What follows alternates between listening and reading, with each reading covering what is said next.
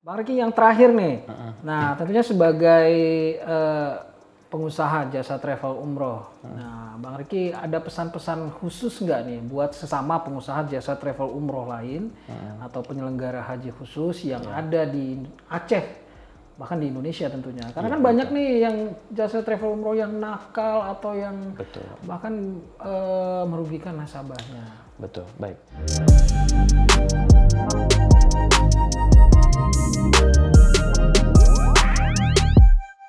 Jadi memang Kementerian Agama sendiri sebagai pengambil regulasi memang semenjak peristiwa-peristiwa yang sudah terjadi itu sekarang sudah mengetahkan aturan. Udah mendekatan. Artinya aturan-aturan itu sengaja dibuat supaya melindungi jamaah kita tentunya. Namun kalau bagi pengusaha kita sendiri dan juga dengan jamaah, mungkin yang perlu kita sosialisasikan adalah mengenai tentang perubahan keberangkatan yang akan kita rencanakan supaya jamaah juga memperoleh edukasi yang cukup. Edukasi cukup ya. Jadi memang komunikasi ini kita jalin dengan jamaah supaya tidak ada mispersepsi. Jadi kalau memang ada aturan nanti aturan-aturan baru kita harus sosialisasikan. Apalagi yang paling penting menyangkut masalah harga itu memang sangat sensitif. Nah, oleh karena itu apakah nanti katakanlah dari pihak penyelenggara misal menjanjikan misal ketika program yang lalu ditempatkan jarak dari 100-200 meter dari Masjidil Haram, mungkin karena perubahan ini kalau memang jamaah tidak menginginkan penambahan harga mungkin akan ditarik ke 1, 2, 3 kilo. Nah itu memang perlu dibicarakan, dimusyawarahkan. Artinya kalau jarak penginapan lebih jauh dari Masjidil Haram, otomatis biayanya akan lebih Iya, artinya bisa mensubsidi silang lah. subsidi silang. Jadi memang hal-hal itu nanti kita akan tunggu informasinya. Dan yang paling penting adalah bagaimana membuat masyarakat dan jemaah itu tenang dan aman. Tenang. Ya, khusus kalau untuk jamaah haji memang kalau yang belum berangkat tahun ini, insya Allah mungkin kita berdoa semoga jikalau memang kita tidak punya kesempatan untuk berangkat tahun depan, katakanlah mungkin umur kita tidak diperpanjang oleh Allah, mungkin semoga Allah menerima pahala haji kita. Karena dulu pada masa sahabat Rasul itu pernah ada seorang sahabat namanya itu Abdullah bin Ibnu Mubarak ya. Beliau itu adalah seorang ulama tabi'ut tabi'in yang setiap tahun itu selalu mengerjakan hanya 2 saja, haji dan jihad. Haji dan jihad. Ya, jadi kalau tahun ini berangkat haji, tahun depan berangkat jihad. Nah, pada suatu ketika beliau pergi haji, setelah tawaf, beliau bermimpi. Beliau bermimpi melihat ada 2 orang malaikat itu yang bercakap-cakap. Nah, malaikat pertama bertanya kepada malaikat kedua, berapakah yang berangkat haji tahun ini? Si malaikat kedua menjawab, ada 600.000 orang. Kemudian malaikat ini menambahkan, namun di antara 600.000 orang itu tidak ada yang diterima hajinya. Waduh. Hanya ada 1 orang yang diterima hajinya, tapi dia tidak berhaji. Namanya Ali bin Mawafak namanya. Ali bin Mawafak. Kemudian si malaikat pertama kembali bertanya, kenapa seperti itu? Nah, akibat dari rasa belas kasihannya, rasa cintanya kepada Allah, sehingga akibat pekerjaan baiknya itu, budi baiknya itu, sehingga seluruh 600.000 jamaah ini diterima doanya, diterima hajinya, akibat dari 1 orang yang tidak berhaji tapi sudah mendapatkan pahala haji. Luar biasa. Nah, jadi ketika itu si Abdullah bin Mubarak itu terbangun dia.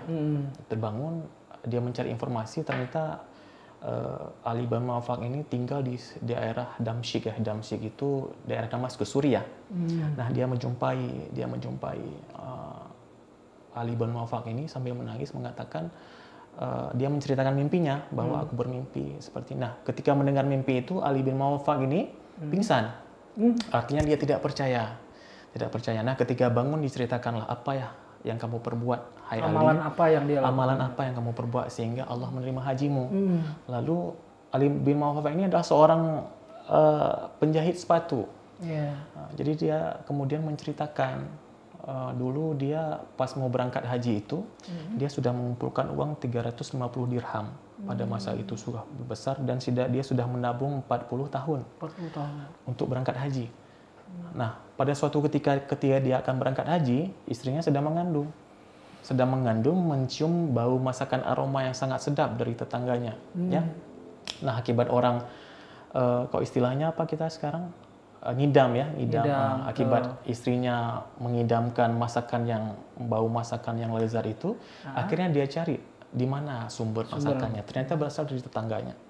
Nah, ketika sampai di tetangganya itu, si sahabat ini meminta sedikit masakan kepada si yang punya masakan, pada tetangganya.